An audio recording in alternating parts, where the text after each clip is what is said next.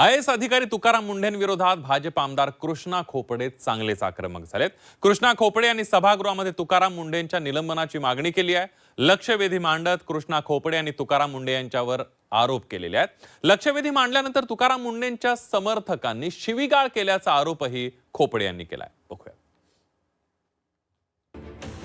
एखाद्या IAS अधिकाऱ्याच्या विरुद्ध महिला तक्रार करतात आणि तक्रार दाखल झाली, FIR बी दाखल झाला, परंतु दुर्दैवाने महाराष्ट्रामध्ये उद्धव ठाकरेचं सरकार होतं आणि अनिल देशमुख गृहमंत्री असल्यामुळे त्यांच्या प्रेशर पोलीस कमिशनरवर होता आणि म्हणून त्यांनी काही कारवाई पुढची केली नाही। आम्ही कुठल्याही आमदार लोकप्रतिनिधीला धमकी देणं हे अजिबात सहन करू शकत नाही। सभागृहाने आणि माननीय मुख्यमंत्र्यांनाही विनंती आहे की अशा कोण्या प्रवृत्तीला आपण अजिबात थारा देऊ नका। की देणारे कोण, ते कोणाशी रिलेटेड आहेत, कोणाकरता काम करतात, अशी सगळी चौकशी त्याची केली जाईल, त्याच्यावर कारवाई केली जाईल।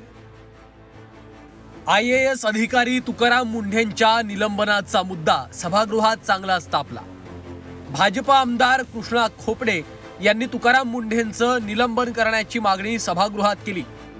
अधिवेशनात तुकाराम मुंढेंसंदर्भात लक्षवेधी लावल्यामुळे त्यांच्या समर्थकांकडून धमक्या येत असल्याचा आरोपही खोपडेंनी केलाय। महाराष्ट्राच्या इतिहासामध्ये ही पहिली घटना आहे, एखाद्या IAS अधिकाऱ्याच्या विरुद्ध महिला तक्रार करतात आणि तक्रार दाखल झाली, FIR बी दाखल झाला, परंतु दुर्दैवाने महाराष्ट्रामध्ये उद्धव ठाकरेचं सरकार होतं आणि अनिल देशमुख गृहमंत्री असल्यामुळे त्यांच्या प्रेशर पोलीस कमिशनरवर होता आणि म्हणून त्यांनी काही कारवाई पुढची केली नाही।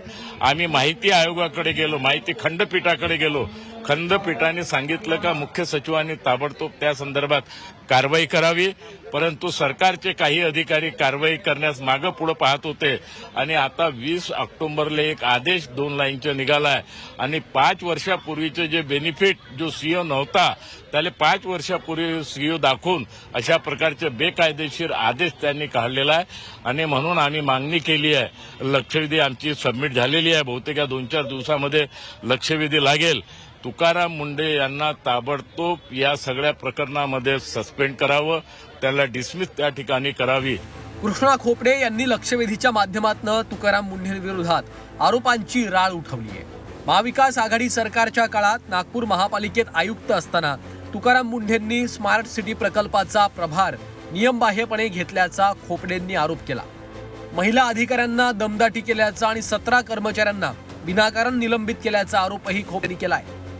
तर सीईओचे अधिकार नसतानाही 20 कोटी रुपये जारी केल्याचा मोठा आरोप तुकाराम मुंढे यांच्यावर खोपडेंनी केलाय।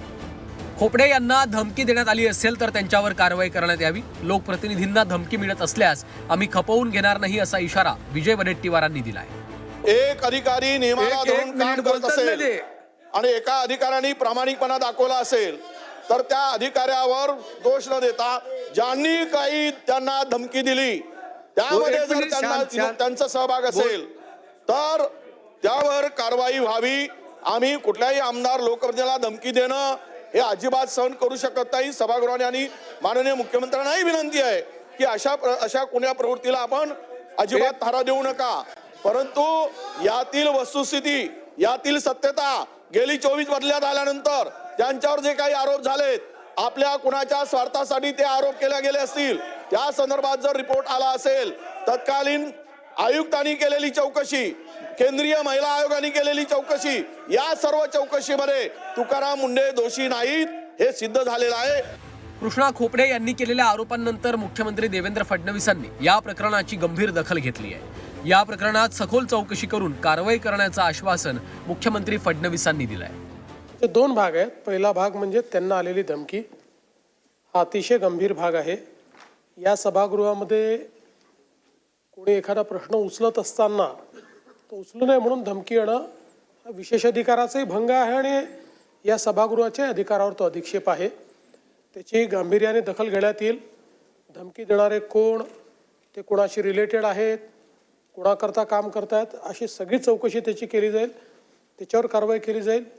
दुसरा जो प्रश्न त्यांनी तुकाराम मुंढे आणि बाकी कारभाराच्या संदर्भात मांडलाय, त्या संदर्भात सगळी माहिती घेऊन त्या संदर्भातलं वस्तुस्थिती दर्शक। कृष्णा खोपडेंच्या आरोपांनंतर या प्रकरणाची सखोल चौकशी होणार आहे। तर खोपडेंनी तुकाराम मुंढेंच्या निलंबनाची देखील मागणी केली आहे। त्यामुळे चौकशीनंतर नेमकं काय सत्य समोर येतं याकडे आता लक्ष लागलंय।